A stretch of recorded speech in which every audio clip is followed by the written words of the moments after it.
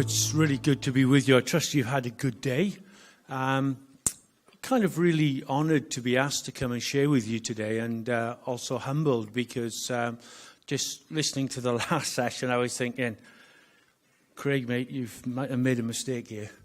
But in all sincerity, it really is a humbling experience to come and talk to you about this subject. You know, we were just talking in the break that the reason that I haven't been here all day is tomorrow we're launching a gospel plant. I won't explain what that is other than it involves setting up a new location for gospel services. And so I've been out with a team on the doors today talking to people. And, you know, I don't know how Satan has done this, but he has disconnected, certainly in South Wales, he has disconnected apologetics with mission. Yet when you knock on the door and you speak to somebody, what you get in response is not theology, it's apologetics. And they mightn't understand the definition of some of the things that we discuss in a forum such as this. But that's what they're asking. They're trying to make those connections. And somehow or other, you know, we need to take days like today and get a kind of missional concept within our churches that embraces this and not see it as a standalone thing, which is what some in South Wales in some areas we've done. And we've kind of made it a nice to have when it's really essential. So I want to kind of honour Craig, you know, for what he and his team have done today. And, you know, I believe that this is the way forward for us as churches and as people who are wanting to serve Jesus in this generation. I want to start with a story. I'm not sure if it is true. I suspect it isn't, but I'll tell you the story as I heard it. An American family are sightseeing in Israel, and sadly the mother-in-law dies. And so the American consular official comes along and he says to the son-in-law, you've got two options. You can bury your mother just outside Jerusalem. That'll cost you about $10,000, or you can repatriate her body. It'll cost you about $70,000. Without thinking, he says, I would like to repatriate my mother-in-law's body. So the consul official looks at him and he says, you know, I've been in this situation on a number of occasions. Nobody has ever done that. They always take the cheapest option. Well, he said, you must love your mother-in-law very much. He said, well, you know, it isn't so much that, he said, to be honest with you. But yesterday, he said, we were on a tour and they showed us just outside Jerusalem. And the guide pointed to an empty tomb and said, 2,000 years ago, they put a man in there dead, and 3 days later he was back to life. I really don't want to be taking any risks. You know, the central belief of Christianity is that Jesus rose again from the dead. It is really the bedrock, as has already been said, of our Christian faith. You can use any kind of illustration you want. It's the glue that holds it together, whatever you want to say. But once you deny the resurrection of Jesus, then you have nothing to hold your faith together. C.S. Lewis, who we'll quote a couple of times this afternoon, said, either this man was and is the Son of God, or else a madman or something worse. And I love what Lewis says here. He says, you can shut him up for a fool, or you can fall at his feet and call him Lord and God. But let us not come with any patronizing nonsense about him being a great human teacher, because he never left that open to us, nor did he intend to. One of the difficulties that we have, and one of the reasons that I wouldn't say I have a heart for apologetics, that's the wrong word, perhaps, but that I understand the place of apologetics, is that we have compromised in our understanding. And we have said it is better for people to accept Jesus as a good man than to dismiss him altogether.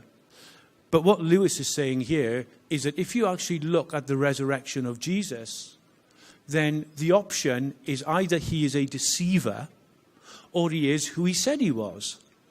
But actually there is no middle ground. He can't be a bit of each. He's either the Son of God or he's not. And that's evidenced in the resurrection of Jesus. There's a couple of things I want to say just by way of introduction, because I want to throw a question out there.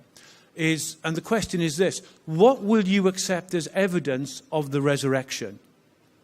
Because one of the things that we have done, I think, in the past is we have rushed into the evidence for the resurrection without really challenging people as to what they will accept as evidence.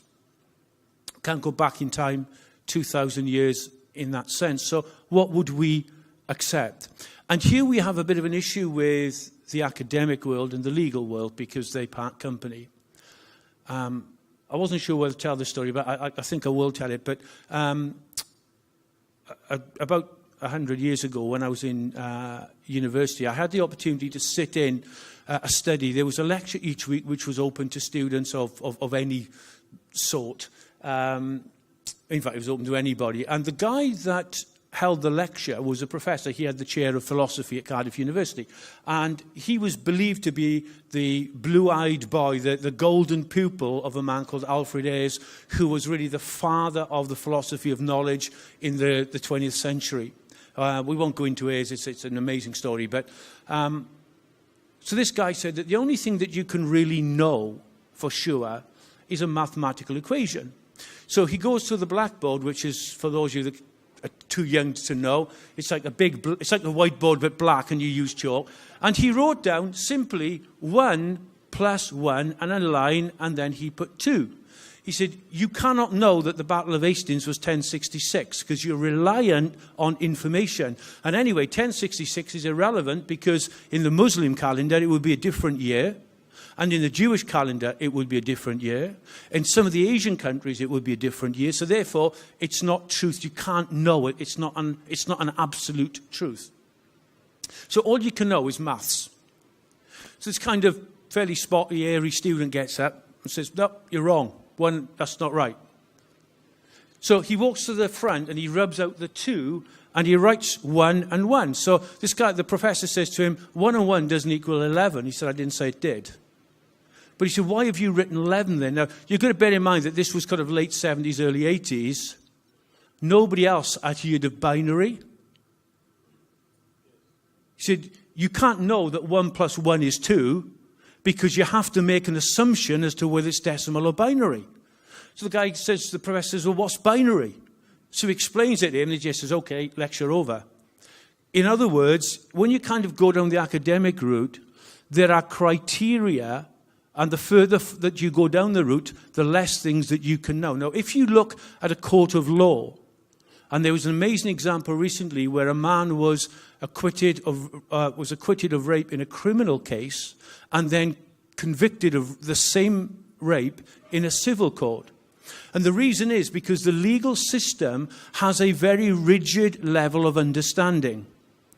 So if you go to a criminal court, the prosecution has to prove beyond reasonable doubt. In a civil court, it has to be beyond probability, the balance of probability. So the prosecution in a criminal court could not prove beyond reasonable doubt that he was guilty of rape, but they could prove beyond the balance of probability. Now, the penalty and everything else is different according to those courts. Now, I say all of that really to get to this point, is that when we challenge people or are challenged ourselves with the evidence for the resurrection of Jesus, we need to be sure that people understand what it is that they are looking for and what they will or they will not accept. Otherwise, you're throwing darts at a moving dartboard. And some of the issues that I've encountered in the past have been that people, when you explain to them what you believe is proof of the resurrection, that they have had difficulty because what they will accept as a counter-argument is different to what they will accept as an argument. And so we need to kind of understand that consistency. Many of the best books, in my view, that are apologetic in nature on the evidence for the resurrection are written by lawyers. One such one is a book called Was the Tomb Empty by Graham Smith. Graham Smith was a High Court judge when he wrote the book in 2014. And he quotes Sir Mark Headley, Justice Headley, who was a High Court judge between 2002 and 2013. And he says this: the fact that something cannot be proved does not mean it did not happen, but only that it cannot be proved to the requisite standard that it did. So we need to be very clear in our minds what we will accept as a requisite standard. And what I'd like to do for just a little while this afternoon is to look really at three areas. I'd like to look at the biblical proof, the extra biblical proof, and then we'll look at some of the key objections, and hopefully that will help us on our journey. I wasn't sure when I set out on this journey to pull information together for this, how this would really work. The bulk of the evidence that Jesus rose again from the dead is biblical. And hopefully, this is not either going to offend anybody or, more to the point, disappoint anybody. But I think that Satan has taken some strongholds in this area where we are afraid to use the biblical text as evidence for Jesus rising from the dead. And there's a sense in which we almost accept, and there is a danger when we kind of sometimes flirt around with science, etc., that we accept evidence that actually isn't as strong as the biblical evidence. And then we become shot down because of the nature of the evidence itself. I'll try and explain that a bit more as we go along. So I want to spend a bit of time looking at the biblical proof and seeing how that is historically relevant. I hope that's okay. Before we accept what the Bible says, the Bible gives at least, we're not even really sure, but it gives at least 13 clear references to the appearances of Jesus to people after the resurrection. The reason that we are not sure is that in some of them he meets people and we don't know if it's one appearance or two appearances. But there are clearly at least 13 references in the New Testament to Jesus meeting with people in bodily, physical form after the resurrection. Now, whether we can accept that or not is another issue. So what we're going to look at for the next sort of 10, 15 minutes is, what is the weight of evidence? Is that evidence really relevant? Is it even reliable? And is it credible? So what is the weight of evidence? If somebody said to you that I saw an accident and I saw a white car fleeing the scene, and 25 people said to you, I saw an accident and I saw a red car fleeing the scene, which would you believe? You'd believe the 25, because there is a greater weight of evidence. Now, generally, when we look at first century documents, which is what we're talking about when we talk about the biblical text and the resurrection of Jesus, there are very few first century documents that exist. They're incredibly rare. Now, I want to throw three examples at you, and then I want to compare what the Bible says so that we get a feel for what the weight of evidence for the resurrection is. The first is a man called Nicholas of Damascus, who was tutor to Mark Antony and Cleopatra's children round about 45 BC. And he wrote an 144-volume universal history. That's a substantial work, 144 volumes. Today, we have a handful of fragments. That's all. Tacitus, who is perhaps the best known of Roman historians, he wrote a 16-book or 16-volume work on the annals of imperial Rome. And he wrote that round about 116 AD, so round about 20 years after John wrote the book of Revelation. Today, books 1 to 6 only exist in one document, and that document has been dated to being around about 700 to 750 years after the original was written. So in terms of Tacitus, books 1 to 6, no documents for 700 years, and then we have 1. Books 7 to 10 no longer exist. And books 11 to 16 are available in 1 manuscript, and that dates from the 11th century. So that's 1,000 years after the original, that people don't doubt the validity of the works of Tacitus. The works of Josephus, as a Jewish historian, are held in incredibly high esteem. Yet he wrote a little bit after the time of Jesus, by the time of the very early Christians. There is a Latin translation which goes back to the 4th century. So there's one Latin translation that's 300 years old. And then the next in line are 9 Greek manuscripts. And they are written from the 10th, 11th, and 12th century. These are heavyweight historians. There are 1 copy or copy with partial parts of their work, maybe 9 copies 1,000 years afterwards.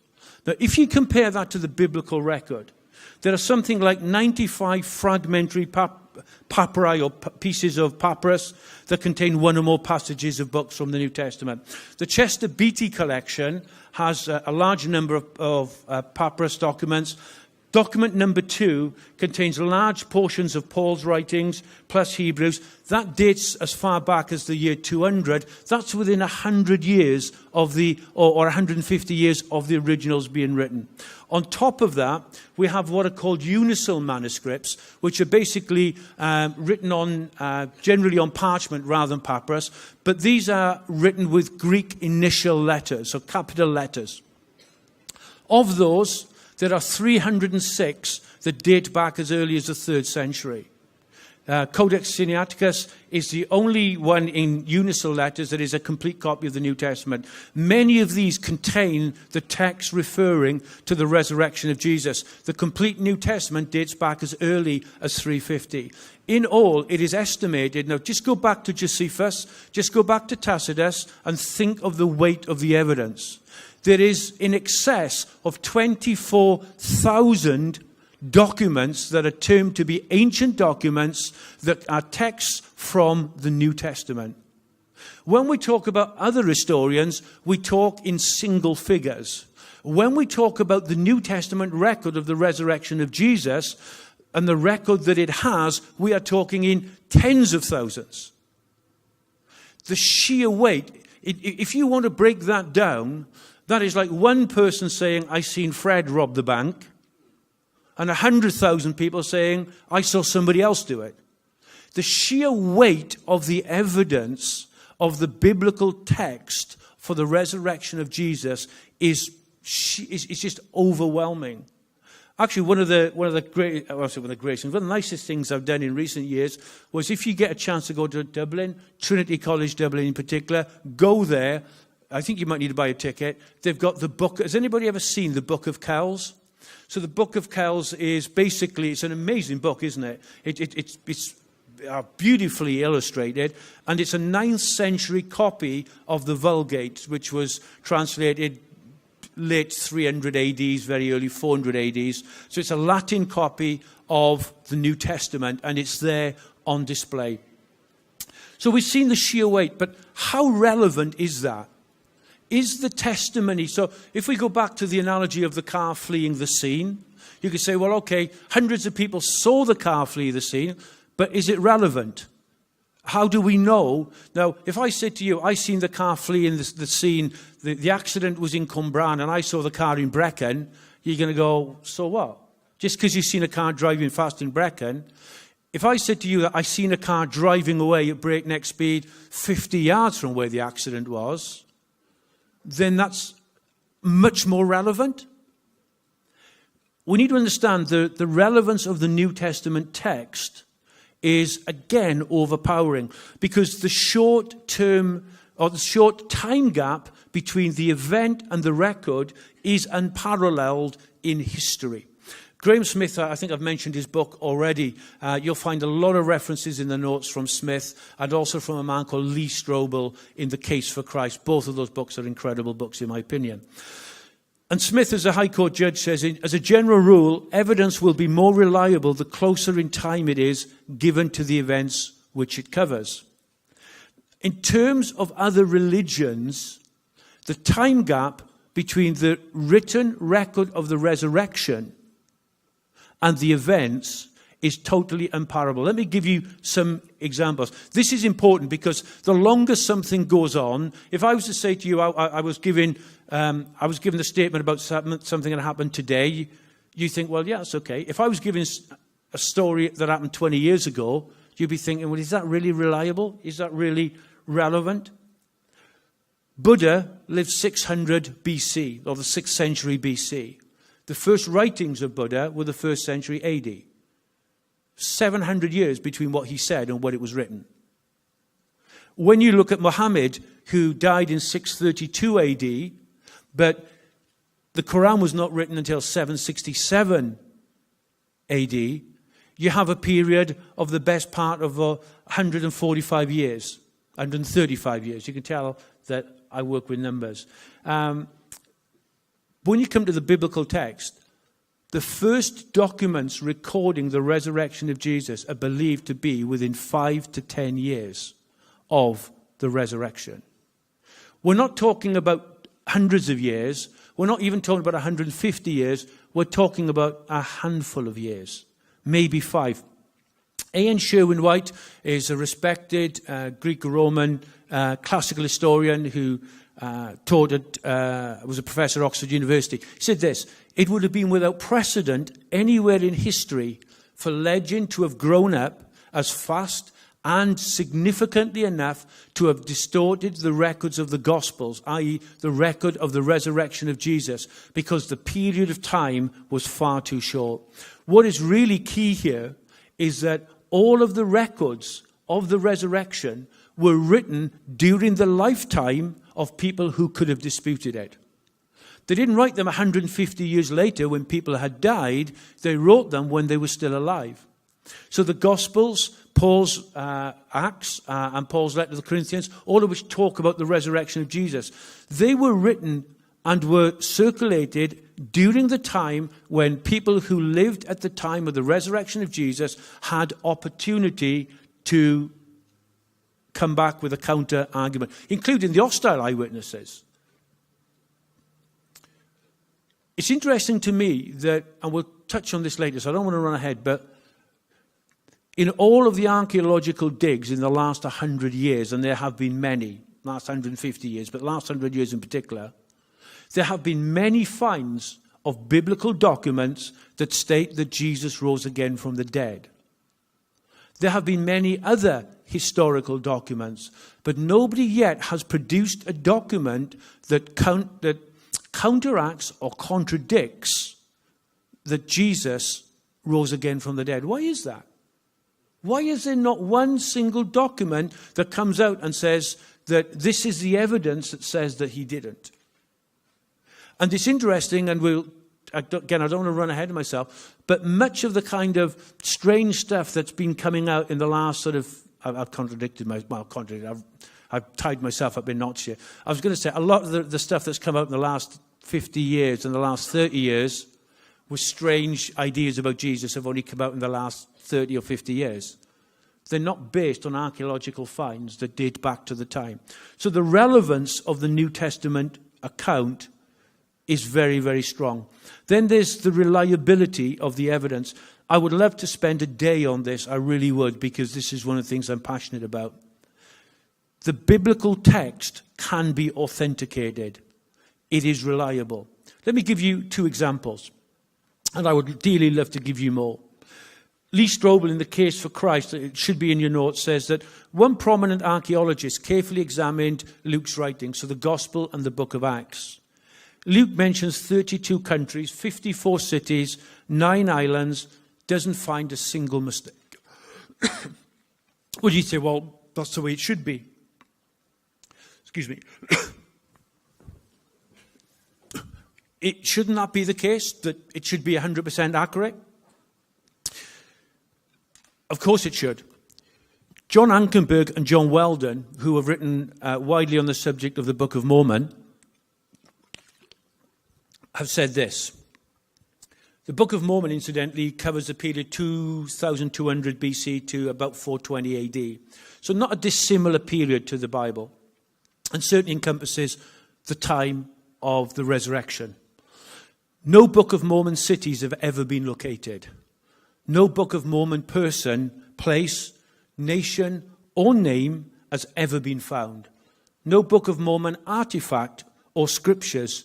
No Book of Mormon inscriptions. Nothing which demonstrates that the Book of Mormon is anything other than invention has ever been found. I want to turn our attention just for a while to the credibility. How credible is the New Testament references to the resurrection of Jesus as historical documents? Are they credible? Well, firstly, and this is what I find amazing, okay? In a court of law, or in any discussion, kind of barrack room discussion,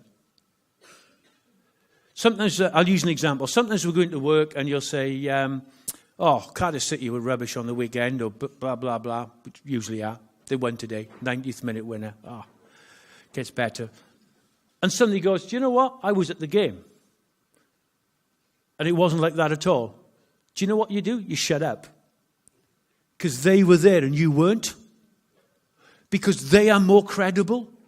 They might actually be wrong, but they are more credible because they were eyewitnesses. It's interesting that quite often the counter-argument to the resurrection is that, well, yeah, but they were all followers of Jesus. But they were followers of Jesus because they saw the resurrection. James wasn't a follower of Jesus before. Paul wasn't a follower of Jesus before. Peter was running away before. The other disciples were running away before. And then they say, well, yeah, but they because they wrote the accounts, surely if someone writes the account because they've seen it, has to add a certain amount of credibility. And Smith in his book says, as a general rule, evidence is more reliable if we know who was given it.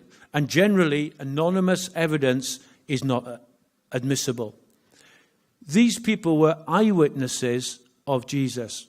When you look at the way that the early church was structured, apostles, and this is one of the arguments about whether we have apostles. Ephesians 4:11, they're apostles, prophets, pastors, teachers, evangelists. People argue today that you can't be an apostle because to be an apostle, you had to see the risen Jesus.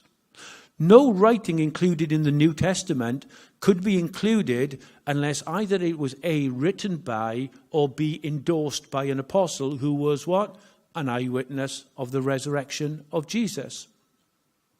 So the credibility is that these are not people handing down stories. The people who record this, and this is why it is so important that we really understand the credibility of the biblical text when we talk to people, because quite often we want to throw in something that is extra biblical when we have an eyewitness account of people who saw the risen Jesus.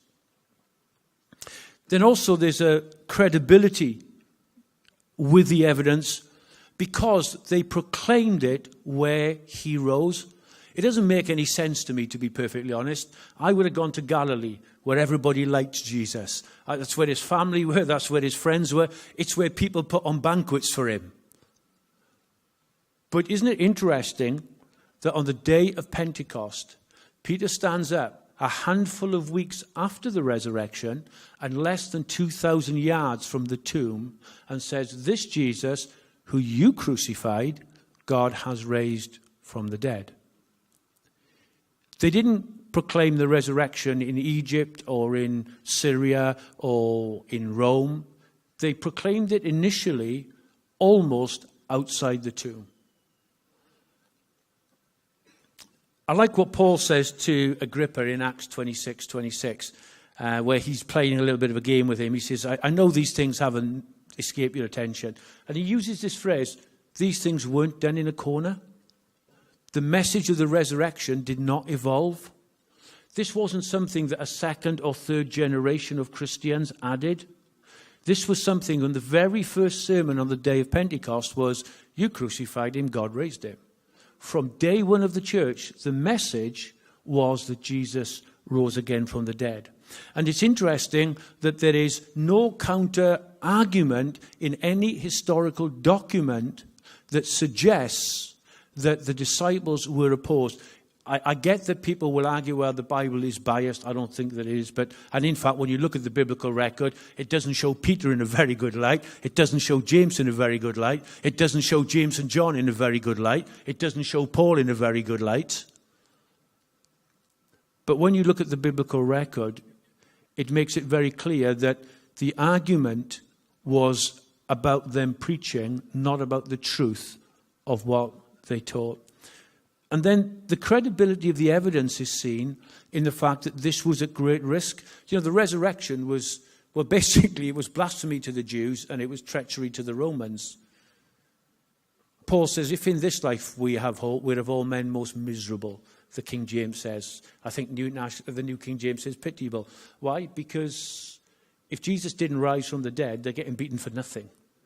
If Jesus didn't rise from the dead, they're dying for absolutely nothing. And it's only after the resurrection that the early disciples are prepared to die.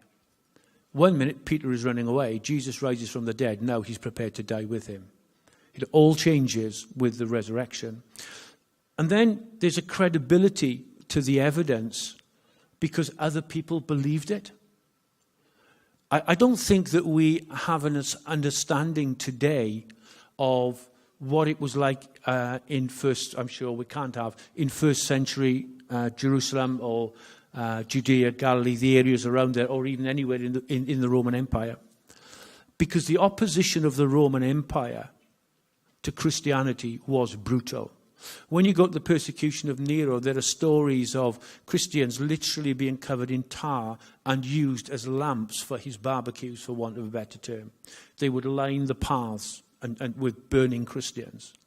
People were prepared to die barbarically. Christianity took on the whole of the Roman Empire. A man called Charlie Moule, C.F.D. Moule was a leading New Testament scholar, professor of divinity at Cambridge University for 25 years, from the 50s through to the 70s. And he's talking about the emergence of the church in the face of that brutal Roman persecution. And he says, it rips a great hole in history, a hole the size and shape of resurrection. That is an incredible statement, isn't it? I know this isn't perhaps the deep philosophical debate that you were expecting, but 2,000 years on, we name our children Peter, James, John, Mark, and Mary, and we name our dogs Caesar and Nero. And yet, the truth of the resurrection, there was an attempt to crush it by a Roman Empire that had swept the whole of the world before it. Until eventually the Roman Empire fell apart, it was the only thing that ever stood against it. The resurrection of Jesus Christ outstood, outshone, and outlived the Roman Empire. Very quickly, because I know time is going, I want to look at the nature of the evidence itself. C.S. Lewis, we mentioned earlier, was a fellow of Magdalen College, Oxford, for 30 years, and then he was chair of medieval and Renaissance literature at Cambridge University. In this particular field, he is almost without parallel on a global scale.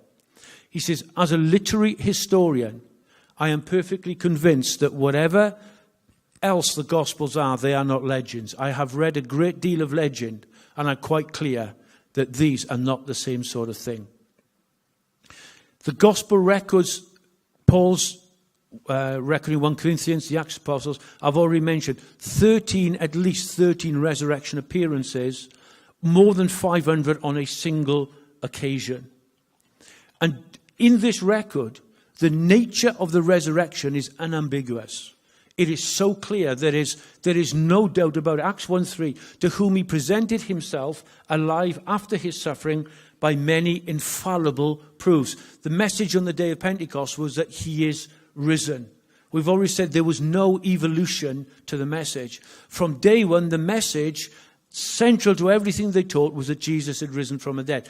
Historically, if you want to look at the early church creeds, Philippians 2, Colossians 1, they should be in your notes. 1 Corinthians 15 is an interesting one because Paul says, for I delivered to you first of all that which also I received, that Christ died for our sins according to the Scriptures, that he was buried, that he rose again the third day. The wording there is a little bit clumsy in some of the English translations. A lot of scholars believe that what that says is that what I received first of all. So when he became a Christian, which was probably within 5 years of the resurrection, the first thing Paul is taught, Jesus has risen again from the dead. Now that wasn't a big leap for him because he'd already met the risen Jesus. But as soon as people, within 5 years of the resurrection, it was an established principle that this is what you teach new converts. It was the basis of their new convert classes, for want of a better term. And it's again interesting that many of the controversies that arose in the first century was about the relationship between his humanity and his divinity, not about the truth of his resurrection. There is some evidence in 1 Corinthians 15 that there was a dispute, but that looks to be localized. It's not something that we see as a pattern throughout the early church. We need not be ashamed of the clarity of the biblical and the sheer weight of the evidence of the biblical record. Then we're going to look at the extra biblical record. Originally, I was going to put 2 categories here, but we ended up with 3, and I'll tell you why in a moment. Firstly, we have non-biblical Christian writers. So 5 of the most significant kind of characters in the second generation of Christian leaders in the early church: Polycarp at Ephesus, Ignatius, Bishop of Antioch, Clement, leader in Rome, Justin Martyr, a prolific writer, a man called Aristides, who was a Greek Christian, who wrote to the Emperor Adrian. All of these are significant characters within the early church, the second generation of Christian leaders. All of them write talking about the resurrection of Jesus Christ, all within 120 years. We've had one generation of writers. Now within 120 years of the resurrection, we're getting a second generation. When you compare that to other historians, when you compare that to other religions, we are still hundreds of years ahead of where they were in terms of the time gap. I hope that makes sense. Then there are the non-Christian writers. I would like to have gone into a little bit more depth here, but I haven't, unfortunately. Josephus, in his book Antiquities of the Jews, says that there was about this time Jesus, a wise man, if it be lawful to call him a man. Those that loved him at the first ceased not, for he appeared to them alive again the third day. Josephus wasn't a Christian writer. He wasn't someone that particularly had Christian sympathies. And various people have tried to take those words and say, well, actually, he's not saying that Jesus rose again. He's just saying that other people said that Jesus rose again. And in a kind of perverted sort of way, I actually think that's a stronger argument. Because if you said to me, the bus is blue, and I said to somebody else, the bus is blue, or I said to someone else, somebody else said the bus was blue, and I actually accredited those terms to somebody else, the fact that I then don't qualify it by contradicting it is perhaps a more powerful argument. Because Josephus doesn't say this is what they believed and it was wrong. Just says this is what they believed. He doesn't give a counter-argument for it and say, well, they believe that he rose again from the dead, but the Jewish authority said, but the Romans said. So why is it that people like Josephus, who are incredibly thorough historians, the one thing about historians in the early years, when you do 144 history, they're not penguin paperbacks that are abridged versions. They document everything. And I know it's very difficult to argue from silence and to argue positively from something that doesn't exist. But it's very difficult to argue with something that doesn't exist. And sometimes as Christians, when we talk about the resurrection of Jesus and the historical evidence, sometimes I think we're pushing at an open door. Because the stuff that's coming back is very lightweight. And we'll deal with some of the objections in just a moment. Gary Habermas and Michael O'Connor have written a book on the resurrection of Jesus. And they quote 33 separate authors, many of which are not Christian authors, who give evidence to the life, death, and resurrection of Jesus, in addition to another 9 that are deemed to be New Testament writers too. I don't think that we should leave this either without talking about a third category, that there are non-Christian writers who then became Christian writers. You know, Paul set out to discredit Christianity. That was what he did. He wanted to discredit the resurrection of Jesus, and he ended up teaching the resurrection of Jesus. Around about 1930, Frank Morrison wrote Who Moved the Stone. He set out to write a book disproving Christianity. Josh McDowell, a few decades ago, wrote a book called Evidence That Demands a Verdict. He was an agnostic who set out to disprove the resurrection of Jesus, to disprove the truth of Christianity. Ended up writing a book that was deemed to be the 13th most influential book in actually spreading Christianity since the end of World War II. He set out to disprove the evidence and wrote a book that is the 13th most influential spreader of Christianity. Okay, I want to look at the key objections before we wrap this up, because I've got a little bit of an issue around this, if I'm honest. I kind of feel sometimes that we need to take maybe a firmer stand, and we need to be not aggressive, but we need to be more assertive and less perhaps defensive sometimes. Sometimes we kind of get precious about biblical things, whereas the Bible actually is quite robust. It's managed to survive pestilence, persecution, famine, plague, you name it. All that hell could throw at it for 2,000 years. It's going to stand my best friend, giving it a going over. But by the same token, sometimes it is good for us to step back and listen and think about where the counter-arguments are coming from. Because there is an assumption, and I'm hoping that I'm not stepping on anybody's toes from anything that was said earlier here, but in some ways we have surrendered the higher ground to science and to academia. We've assumed that they've got it right. Do you know science is still evolving? You're not allowed to use the word evolution from a pulpit. But if anything is evolving, science is evolving. They're learning all the time. There was a case a few years ago, this is probably about 20 years ago now, and I forget the exact detail of it, but an American fighter pilot found himself in the middle of a thunderstorm, and he had two options. The one was to try and land, the second was to get above the thunderstorm. And so because there was nowhere for him to land, he went above the thunderstorm. So this was probably maybe 30 years ago. But because he had a camera in the front and he was able to film the thunderstorm, they realized that some of the things that they've been teaching for 200 years in university were incorrect, because they'd never seen it from that angle before. I don't believe that we should ever be rude. I don't believe that we should ever be discourteous. And if I'm honest with you, I struggle with some of the arrogance of Christians in the way that they speak to people. We should be respectful. People have a right to a view. Whether we think that view is right, I'm depending on who's won that day. I'm a Cardiff fan or an Arsenal fan. I live opposite to a Spurs fan. I have to be nice to him. The Bible tells me I have to be nice to him, whether I want to be or not. We should be respectful. People have a right to their view. But you know what? We shouldn't surrender our view either. And so, right, I'm going slightly off piece. Let's get back. The conspiracy theory. Some people, and I've had this myself, the church conspired. Well, if you go back and say, well, what church?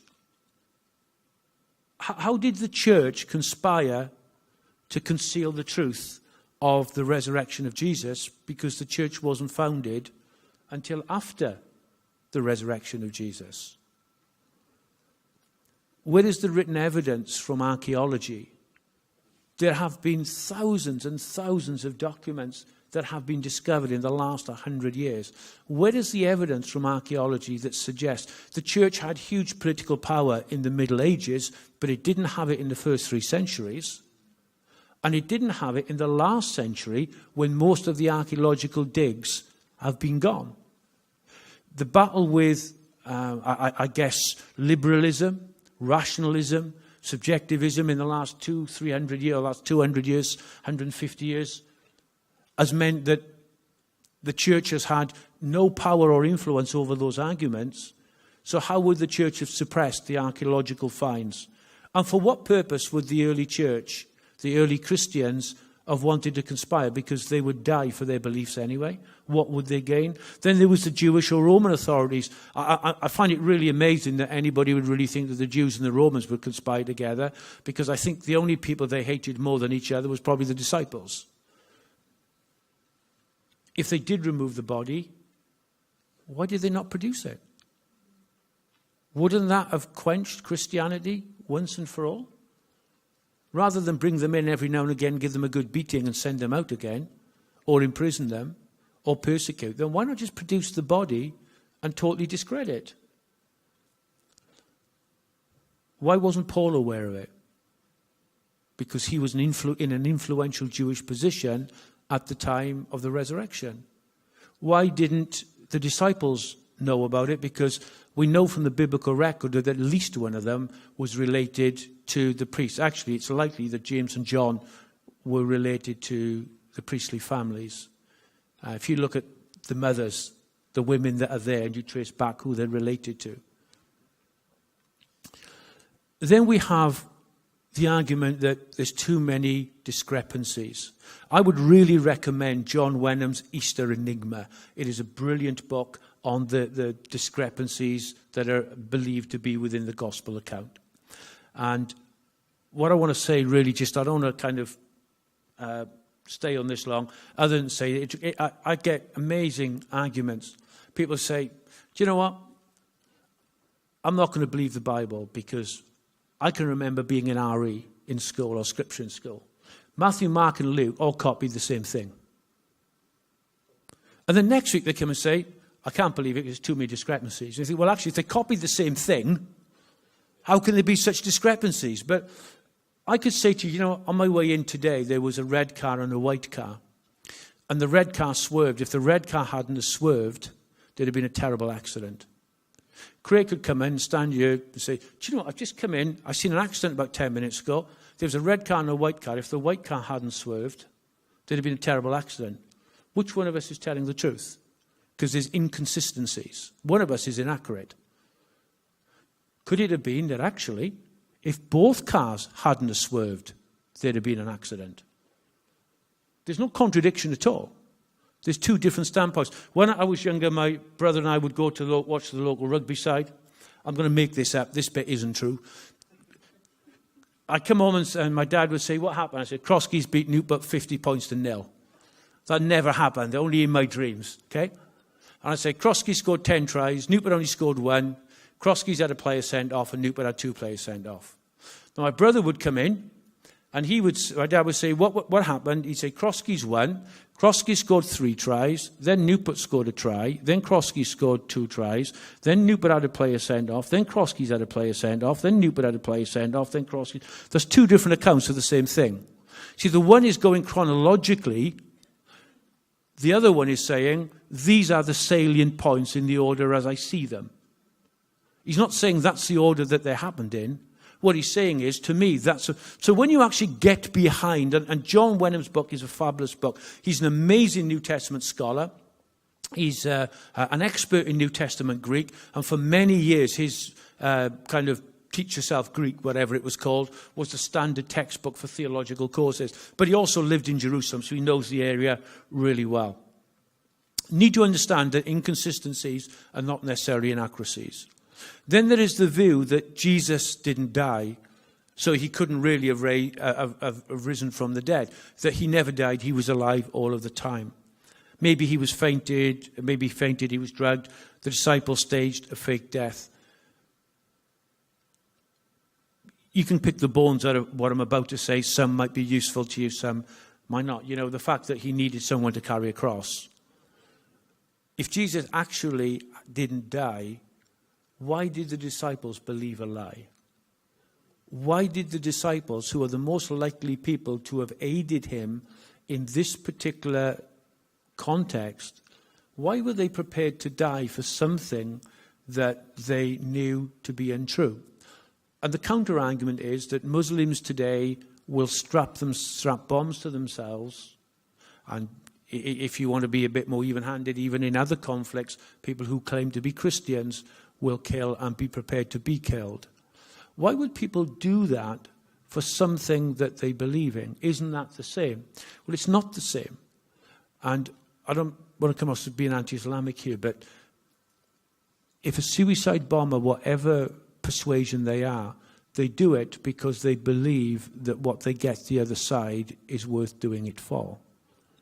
But they believe that. They don't know, if they knew that that wasn't true, would they still do it? Because what we're suggesting is that the disciples did it knowing that it wasn't true. They were prepared to die knowing that Jesus hadn't risen from the dead. If soldier allowed someone to escape, then the penalty of death would pass to him. I want to just take a couple of minutes, and I won't be much longer, I assure you. Lee Strobel's book is an incredible book. He's a legal journalist of high repute who interviews global experts in their respective fields. One of them is a man called Alexander Metherell, who is a doctor, and he says this about the death of Jesus, the nature of the cross. The pain was absolutely unbearable. In fact, it was literally beyond words. They had to invent a new word to describe the pain of the cross. And that word is excruciating. The word excruciating means out of the cross. That's what that word means. That's literally what it means. The Romans used spikes that were 5 to 7 inches long, and they would pierce the wrist. Generally it's portrayed as the palm, but if you nailed somebody's palm, it would just rip the skin and they would fall. So in ancient times, the wrist and the lower part of the forearm were all termed to be the hand anyway. So they would nail through the wrist. And archaeologists in Jerusalem, and some people say, well, yeah, but Jesus was only held on by rope. Archaeologists in Jerusalem have found the remains of a Jew who was, I think his name was Yohanan. It may well be in your notes, actually, what his name was, not of any great import. But when they found this skeleton, they found his remains in an archaeological dig, they discovered they dated the death to about AD 70, the Jewish revolt against the Romans, and they actually found, I think it was a 7-inch nail or a 7-inch spike still fixed into his feet with the remnant of olive wood from a cross attached to it.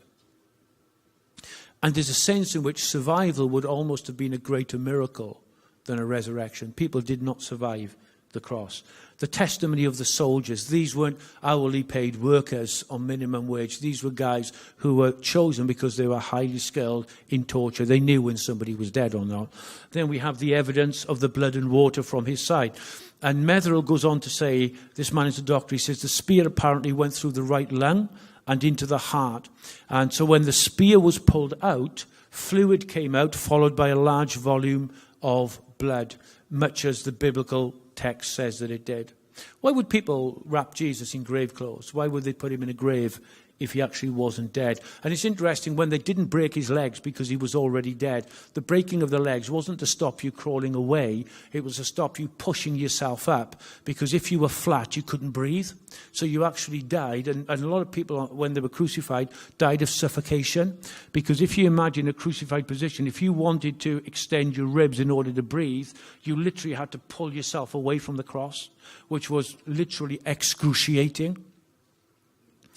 A man called William Edwards in 1986 wrote an article. He's part of the American Medical Association. He said, clearly the weight of the historical and medical evidence indicates that Jesus was dead before the wound to his side was inflicted. Accordingly, interpretations that Jesus did not die on the cross appear to be at odds with modern medical knowledge. Very quickly, there are 3 other kind of conspiracy theories. The disciples stole the body. Firstly, what would they do with it? Where would they put it? Why would they die as a result? Everybody went to the wrong tomb is another one. If that's the case, then why didn't the authorities point to the right tomb? Why didn't they produce the right tomb? Why didn't they produce the right body? And in all of this, where was Joseph of Arimathea? That he was prepared to allow people that he was friendly with to die for a lie when he knew this all along. Then there is the view that the appearances post-death are hallucinations. And it's not unusual for people to have hallucinations. It is incredibly rare for multimodal hallucinations, for so many different people at the same time to have those same hallucinations. So, in conclusion, I want to quote two people. I don't know why I'm quoting the first one, really, but I do know because it's a great quote, but I'm not sure we should be quoting him. A man called Sir Lionel Luckow. Has anybody ever heard of him? Okay. That's good news. It means you've never been in court for murder. This man was in the Guinness Book of Records as the world's most successful lawyer. He defended 245 murder cases consecutively and won every single case. He got 245 people convicted of murder, acquitted in succession. Now, some of those must have been guilty, just by the law of averages. But he said this, I say unequivocally that the evidence for the resurrection of Jesus Christ is so overwhelming that it compels acceptance by proof which leaves absolutely no room for doubt. The second person I want to quote is a man called Edward Clarke. He's a British High Court judge who conducted a very thorough legal analysis of the first Easter. And he said this, to me the evidence is conclusive. It's over and over again in the High Court, I have secured the verdict on evidence not nearly so compelling. Graham Smith, the High Court judge we quoted earlier, said that having reached a decision as to the facts, the task of the judge is still not complete because he needs to go on and consider the consequences. We started by talking about C.S. Lewis when he said that either you accept him as the Son of God or you dismiss him as a fool. When you look at the evidence of Jesus, there is no middle ground. You have to accept either that he is who he said he is, that he did what the Bible said he did, or you dismiss him out of hand. I want to just finish with a very quick story. A man called Nikolai Bukharin was a communist leader in Russia in the 1920s. And he was sent from Moscow to Kiev to speak to a crowd of people. And it was an anti-God rally. So for an hour he stood on the platform and he harangued them, he ridiculed them, he mocked them, he laughed at them, he just discredited them. He threw everything that he had at them. And there wasn't a murmur. And at the end, a Russian Orthodox priest who had suffered enormously under the communist regime beckoned to Bukharin for him to be able to speak. Thinking that he would ridicule and mock him more, he welcomed him to the platform. And this priest just stood there, held his hands out to the crowd, and said, "He is risen." And every single person stood to their feet and cried at the top of their voices, "He is risen indeed."